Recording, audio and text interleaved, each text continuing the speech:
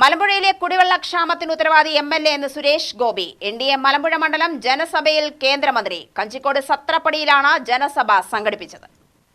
കേന്ദ്ര സർക്കാർ മറ്റു സംസ്ഥാനങ്ങളിൽ കുടിവെള്ളക്ഷാമത്തിന് പദ്ധതികൾ ആവിഷ്കരിക്കുമ്പോൾ കേരളത്തിൽ ഗ്രാമപഞ്ചായത്തുകളും ജനപ്രതിനിധികളും നിയമസഭാ സാമാജികരും ഇക്കാര്യത്തിൽ അലസ സമീപനം സ്വീകരിക്കുന്നുവെന്ന് കേന്ദ്രമന്ത്രി പറഞ്ഞു.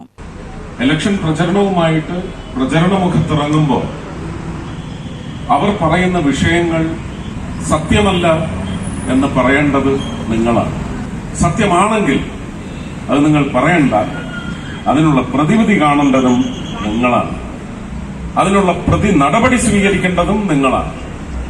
കുടിവെള്ളത്തെ സംബന്ധിച്ച് ഇവിടെ പറഞ്ഞു, ഈ റംദാൻ കാലത്തും ഒതു എടുക്കുന്നതിന് വേണ്ടി ഒരുപക്ഷെ ജലമില്ലാത്ത ഇടങ്ങളിലേക്ക് ഇലക്ഷൻ മുന്നിൽ കണ്ടുകൊണ്ട് എന്നൊന്നും ഞാൻ വിമർശിക്കുന്നില്ല. എങ്കിലും ജലം എത്തിച്ചു കൊടുക്കേണ്ട ഒരു അവസ്ഥയുണ്ടായെങ്കിൽ ജൽനിധി മിഷന്റെ പദ്ധതിയുടെ പ്രകാരം കേരളത്തിൽ ഏത് പ്രദേശത്താണ് നരേന്ദ്രമോദി സർക്കാരിന്റെ അല്ലെങ്കിൽ ജൽനിധി മിഷന്റെ പൈപ്പുകൾ എത്താത്തത് എന്ന് പ്രിയ മാധ്യമ സുഹൃത്തുക്കൾ ഒന്ന് കണ്ടുപിടിച്ച് തരണം.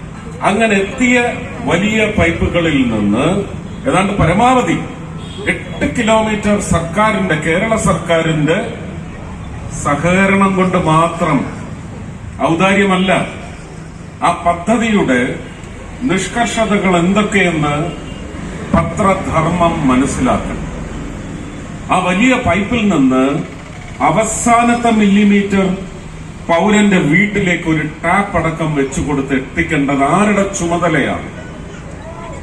ആ സർക്കാരിനെ കൊണ്ട് അത് ചെയ്യിക്കണമെങ്കിൽ ഈ പ്രദേശത്ത് നിന്ന് തെരഞ്ഞെടുക്കപ്പെട്ടിട്ടുള്ള വാർഡ് മെമ്പറിൽ തുടങ്ങി പഞ്ചായത്തായാലും മുനിസിപ്പാലിറ്റി ആയാലും കോർപ്പറേഷനായാലും വാർഡ് മെമ്പറിൽ തുടങ്ങി എംഎൽഎ വരെ എത്തി നിൽക്കുന്ന മുഖ്യ സ്ഥാനക്കാരുടെ പിടിപ്പുകേടാണെന്ന് ഞാൻ ഇവിടെ നിന്ന് പറഞ്ഞാൽ അത് അസത്യമാണെന്ന് ഞങ്ങളുടെ എതിർകക്ഷികളുടെ മുഴുവൻ രാഷ്ട്രീയ പ്രവർത്തകരും തെളിയിക്കണം.